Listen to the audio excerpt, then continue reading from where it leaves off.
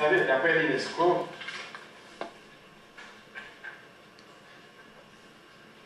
pendant 3 siècles et demi, eh bien, ces trafiquants entre les Européens, entre les Espagnols et les Français, ils ont débarqué sur l'île 3 millions d'hommes, de femmes et d'enfants, d'après l'UNESCO. Et ce sont des hommes, des femmes et des enfants qui se sont arrachés de leur sol natal contre leur volonté. Et ils se sont brusquement débarqués sur une terre en qualité d'esclaves. Alors, ces hommes, ces Africains, nos grands-parents, nos ancêtres,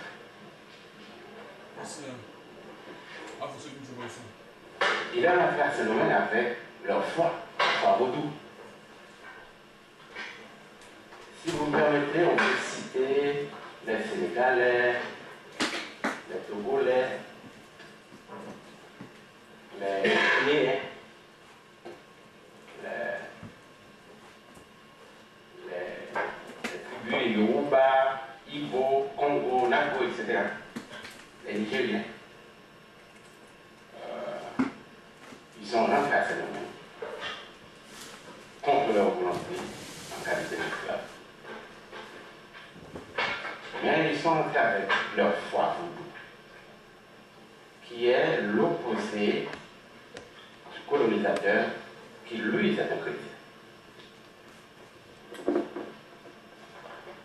Alors,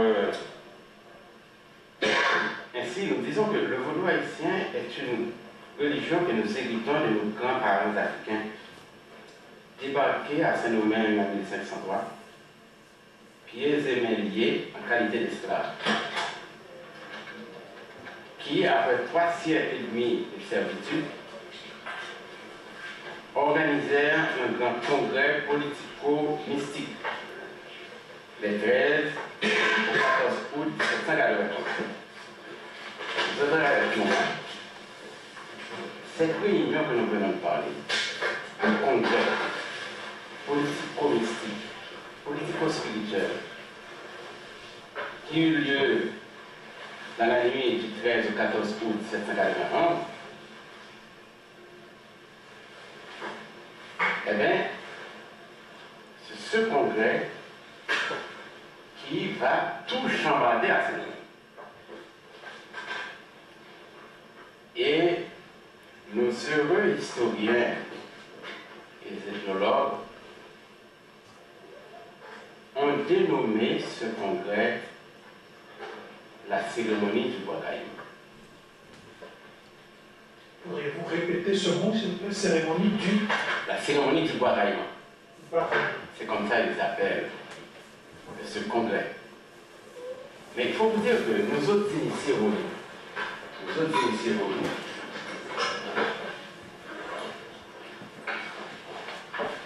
quand nous allons dans le sacré, nous n'avons pas rencontré un rituel dans le vaudou qui porte le nom de Bakaï. Nous autres initiés vaudou, quand on va dans le sacré, nous n'avons pas rencontré non plus, au niveau géographique, un endroit où cette cérémonie a eu lieu. C'était entre Limbé et le Cap. C'est dans cet espace que cette cérémonie a eu lieu. Il n'y avait pas dans cet espace une localité qui s'appelle Mokaï.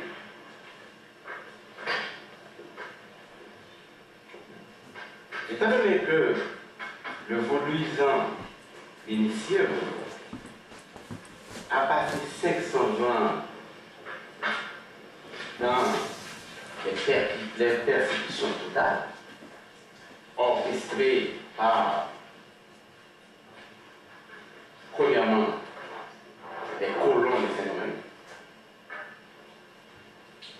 et après l'indépendance par les hommes d'État et les églises que nous recevons à Bras-Ouvert. Les églises étrangères, à savoir l'Église catholique et le culte protestant. Donc, nous disons que l'objectif de ce congrès, c'est d'aboutir à la liberté générale et à l'effondrement du système esclavagiste. C'est l'objectif. D'abord, juste pour revenir à la cérémonie d'Akana, c'est en fait les ethnologues appelaient ça comme ça, mais en fait ça n'a jamais été appelé comme ça. C'est ça que vous voulez dire? Que ça n'a pas été appelé. Exactement. Parce que nos autres initiés, il n'y a pas un rituel dans le vaudou qui s'appelle Bakaïna. Ok, donc, mais où est-ce qu'ils auraient dit ça? Mais la question qu'on pose. ça, notre problème, c'est notre problème, nous autres, parce que nous sommes en train de lancer notre caractère et dire notre foi. Après 500 ans, nous avons le droit maintenant de dire notre foi et d'expliquer notre foi aux autres. Parce que ça fait 500 ans, depuis que c'est les autres qui expliquent notre foi. Or, notre livre sacré nous dit, la foi s'écrit avec ceux qui la vivent, et non pas ceux qui la regardent ou la constatent. La foi s'écrit avec ceux qui la vivent. Donc, c'est l'initié qui vit sa foi. C'est à lui de vous dire comment est sa foi et quelle dimension de foi il est en train de vivre.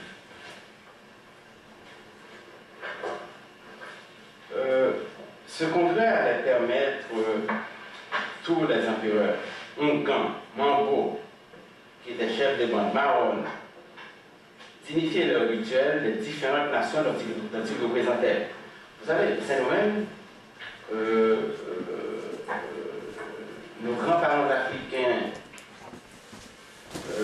qu'on avait arrachés de l'Afrique, bien sûr, en comparer bien sûr avec certains anciens africains, les rois, certains rois, etc. Parce que même quand nous disons que les Européens se rendaient en Afrique, mais sans l'aval de certains rois, ils n'allaient pas pouvoir déplacer 3 millions d'hommes comme ça. Alors nous disons certains Africains. Et parce que quand nous autres, nous n'avons pas encore le privilège de vivre dans l'Afrique, mais quand des initiés vont à l'Afrique maintenant, vont en Afrique, surtout en Guinée, au Dahomey, eh bien, ils disent toujours à nos initiés, nous vous présentons nos excuses.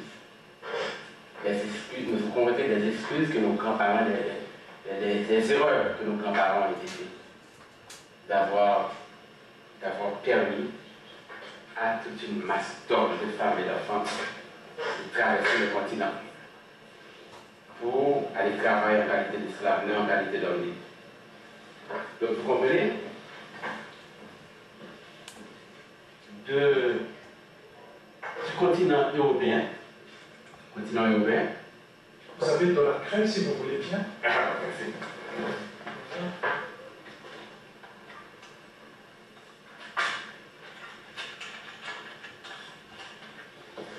Alors, si nous prenons le continent européen, etc., ces hommes sortent du continent européen et se rendent au continent africain,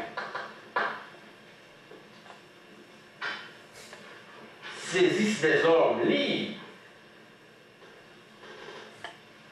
pour venir enrichir, venir travailler sur le continent américain et plus particulièrement aux Antilles.